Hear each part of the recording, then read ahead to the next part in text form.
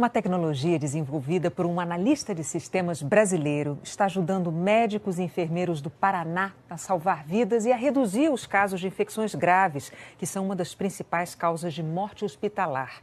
Em homenagem à filha, o analista chamou a criação dele de Laura. Quem poderia cuidar ao mesmo tempo de dezenas de pacientes internados e de forma incansável? Perceber se o estado de saúde deles se agravou e alertar a equipe médica em questão de segundos. Neste hospital de Curitiba, a tarefa cabe ao robô Laura.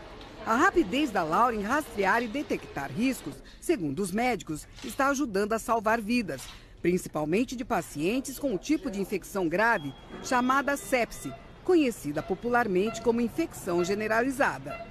O criador do robô perdeu a filhinha, Laura, com apenas 18 dias, depois que ela desenvolveu a sepse. E teve a ideia de ajudar outras pessoas por meio dessa nova tecnologia. A missão da Laura é procurar exaustivamente, a cada 3,8 segundos, qual o paciente que está mais crítico de todo o hospital. Pode-se dizer que a Laura está perfeitamente integrada às equipes do hospital.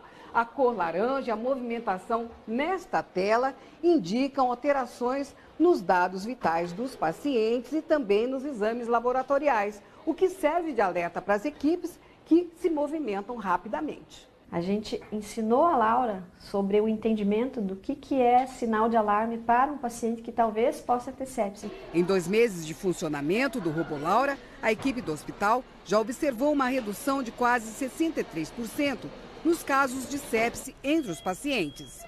André sofreu um acidente de moto. Assim que fez os primeiros exames, a Laura acusou o princípio de infecção grave. Só depois ele soube que foi salvo por um robô. Eu fiquei bem surpresa, né? A Laura nos ajudou a identificar uma possível infecção antes de que a gente pudesse imaginar que ele realmente tivesse uma infecção.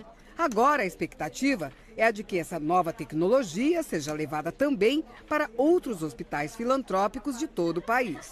Se nós diminuirmos 5% dos casos de sepse no Brasil, nós estamos falando de centenas de milhares de pessoas que vão deixar de morrer. Isso é algo extraordinário. Nós podemos salvar vidas usando um robô.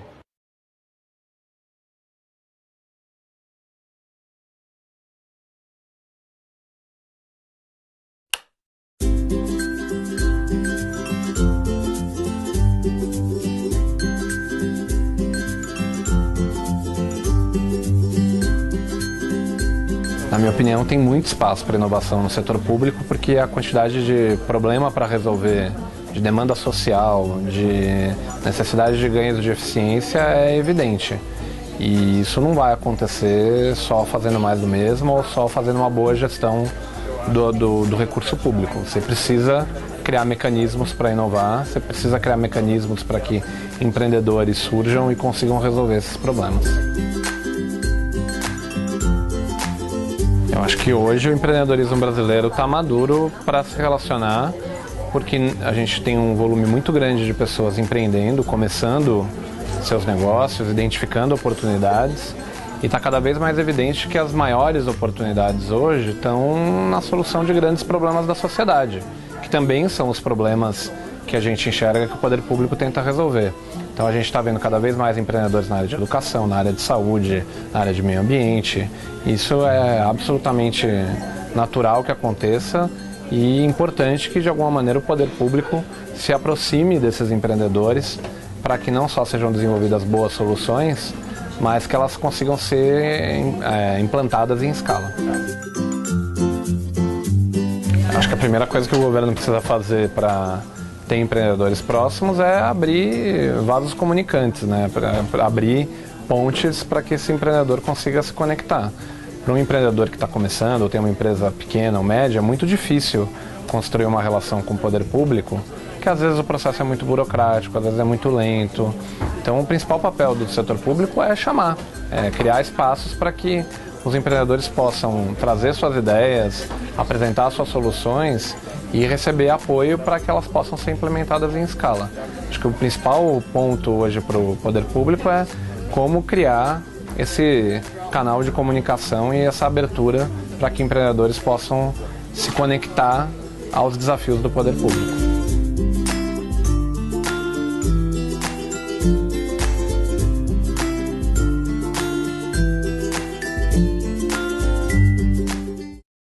Sabe aquela conversa velha que diz que os robôs vão dominar o mundo? Isso já acontece e esses robozinhos nada se parecem com personagens de Star Wars. Inclusive, você já deve ter falado com um deles e nem se ligou.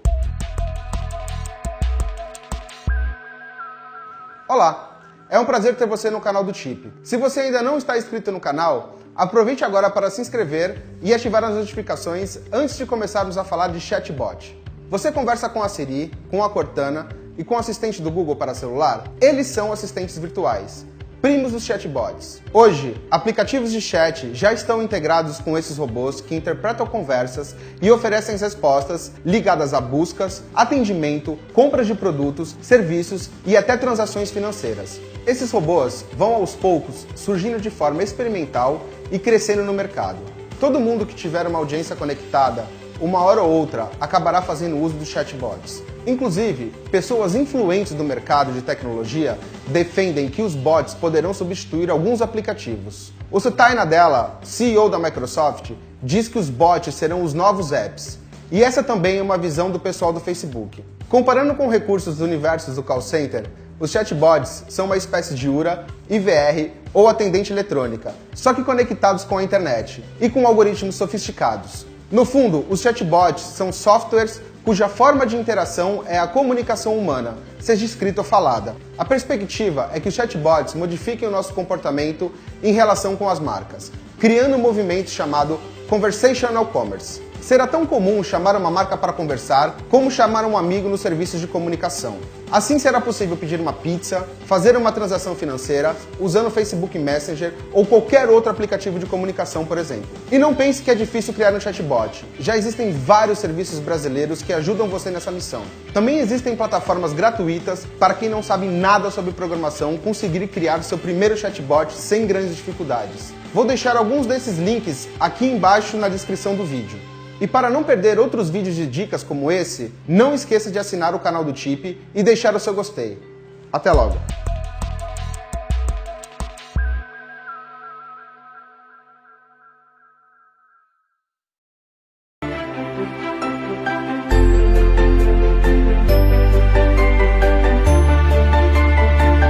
O que é startup? Startup é um conjunto ou grupo de pessoas que buscam um modelo de negócios repetível e escalável, trabalhando em condições de incerteza mercadológica. Esse grupo deve apresentar uma inovação de produto ou algum diferencial em seus processos. As startups têm custos baixos e muita chance de obterem lucro rápido.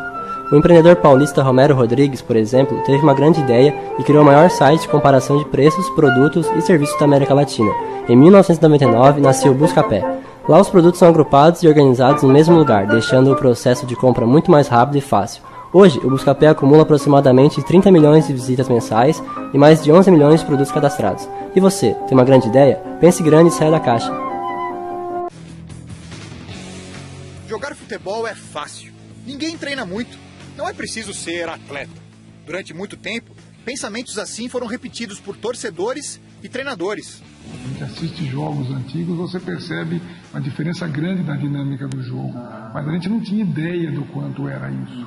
Hoje a gente tem praticamente tudo monitorado quase em tempo real ou em tempo real. São os frutos de uma revolução que começou nos anos 70, quando pesquisadores passaram a estudar o futebol para jogá-lo melhor. A tecnologia só acelerou o processo. Atualmente, um sistema de câmeras é capaz de mapear as ações de cada um dos 22 atletas no gramado. É possível saber, entre outras coisas, por quais áreas eles se movimentam, as velocidades que alcançam e a distância que percorrem. Informações que chegam aos comandantes de clubes e seleções de elite e revelam um esporte bem mais complexo do que se imaginava no passado. Em média, um jogador percorre quase 12 quilômetros nos 90 minutos de um jogo. Não parece muito, já que no mesmo espaço de tempo, o maratonista de elite consegue cruzar 30 quilômetros, mais que o dobro. Só que o corredor segue livre, sem obstáculos, no ritmo que desejar. O jogador de futebol não. Ele chega a mudar de atividade física mais de 1.100 vezes durante uma partida, intercalando diversos tipos de movimentos, como saltos e corridas de diferentes intensidades. É tudo imprevisível. O jogador passa 9 minutos assim, parado. Anda em campo por cerca de 3 quilômetros. Passa outros 5 trotando, numa corrida tranquila. E cumpre 3 quilômetros em altíssima velocidade, acima dos 20 quilômetros por hora. são justamente essas corridas rápidas que mais surpreendem. Os jogadores alcançam os 32 km por hora em espaços de 20 metros. Um carro popular precisa do dobro dessa distância para atingir a mesma velocidade. E o mais importante é que essa velocidade ela é repetida diversas vezes durante a mesma partida, ou seja, ele não tem que ser só veloz, mas ele tem que ter uma resistência para manifestar essa velocidade por um grande número de vezes. Baseado nesses princípios, a gente tem que fazer um trabalho de força, tem que fazer um trabalho de potência muscular para deixar o jogador mais eficiente para executar a função de jogador de futebol. O problema é que só correr não basta. O jogador também precisa monitorar os adversários e, acima de tudo, conduzir a bola, porque é com ela que se decide o jogo, num drible, num chute ou num bom passe. E não existem tantas chances de fazer isso no futebol de hoje. Os atletas dão de 80 a 140 toques na bola em um jogo. Dos 90 minutos, eles ficam com a bola no pé por, no máximo, 1 minuto e meio. Os sistemas de marcação hoje, os sistemas defensivos, são muito mais poderosos do que há 10, 20, 30 anos atrás. Com tantas demandas, o corpo cansa. Em uma partida, o profissional chega a perder até 4 quilos, gastando 1.400 quilocalorias. Um consumo de energia bem elevado, equivalente ao de um corredor durante uma meia maratona. O jogador de futebol é um mix de diferentes tipos de esporte, de diferentes tipos de atleta. Aquela velha história de que não é preciso treinar, de que qualquer um joga, está longe da realidade. Futebol pode até parecer fácil, mas não é. Olá, João Nunes aqui e hoje eu quero falar sobre futebol. Eu sempre acompanho o Campeonato Catarinense, o meu time de coração está ali no meio. Esse ano a gente tem o ressurgimento da Chapecoense e tem mais uma novidade, é o Clube Atlético Tubarão. Ele está sendo considerado a primeira startup do futebol brasileiro. O que aconteceu? O Tubarão ele fez uma parceria com a Unisul e reúne dirigentes, professores e estudantes para pensar, além da gestão do futebol, pensar também novos negócios relacionados ao futebol e entretenimento. Por exemplo, eles estão criando novas tecnologias na área de ingresso, um aplicativo de governança, semelhante a um portal de transparência, em que futuramente os sócios torcedores vão poder participar das decisões do clube, um laboratório de dados de jovens talentos, um laboratório de biomecânica. O Tubarão está dentro do Parque Tecnológico da Unisul e aí eles têm parceria na área de comunicação, marketing, nutrição, fisioterapia e abre espaço para os acadêmicos fazerem pesquisas, né? Isso também é muito legal. Recentemente também o Everton, clube da Liga Inglesa, anunciou uma parceria parecida, um patrocínio de pesquisa, eles chamaram. Também a ideia era desenvolver junto com a universidade não só os aspectos comerciais do clube, mas relacionados ao desempenho esportivo, desenvolvimento de tecnologias também. E a gente tem o exemplo também do Los Angeles Dodgers, tradicional equipe de beisebol americana, que desde 2015 tem uma aceleradora para selecionar startups que solucionem problemas, ou melhor, que tragam soluções na gestão, no gerenciamento do estádio, recrutamento de atletas, engajamento de torcedores. Bom, esses são alguns exemplos que eu queria trazer para vocês, porque assim, essa é uma área nova, o mercado aí cheio de oportunidades, e é legal a gente ficar atento a isso, né? A gestão do esporte, assim, realmente no mais alto nível, uma área que está crescendo muito, então vamos acompanhar, vamos estudar e vamos preparar para entrar nesse mercado também aí. E essa era a minha dica de hoje. A gente se vê no próximo vídeo. O que buscamos? Que força nos move? Por que somos tão apaixonados? Tubarão é a nossa cidade. Uma cidade, uma região que ama o futebol. Aprendemos a lutar e fazer a nossa própria história. Transpirando e inovando, vamos sempre buscar grandes desafios. Em cada partida, disputamos mais que pontos. Suamos, sofremos, celebramos. Somos o clube que nasceu para sonhar alto. E nós todos sonhamos o mesmo sonho. Clube Atlético Tubarão. Inspiração, inovação e paixão.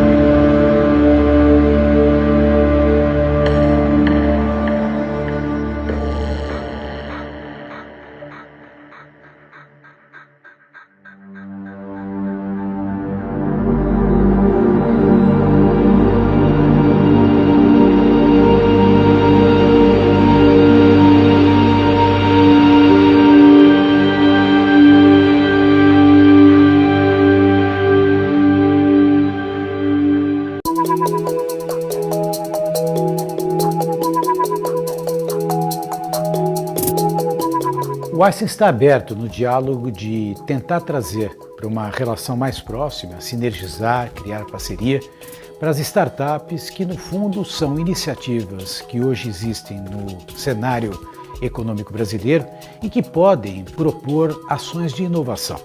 Nós sabemos muito bem que uma organização como a nossa tem credibilidade e tem espaço para o desenvolvimento de ações criativas e, evidentemente, nessa perspectiva, tudo aquilo que possa eventualmente aprimorar a prática e que possa ter uma reverberação positiva na assistência ao paciente, diz respeito à área de interesse do Hospital Israelita Albert Einstein. O fato de nós criarmos relacionamento com startups significa abrir as portas para pessoas que, de alguma forma, querem participar do cenário da inovação e que efetivamente precisam de alguém que esteja acostumado. Portanto, se você tiver alguma coisa que eventualmente possa ter alguma colaboração numa perspectiva de boa assistência, basta que nos procurem. Nós queremos que as pessoas nos procurem, existe uma proatividade, temos um setor totalmente aberto a esse tipo de iniciativa.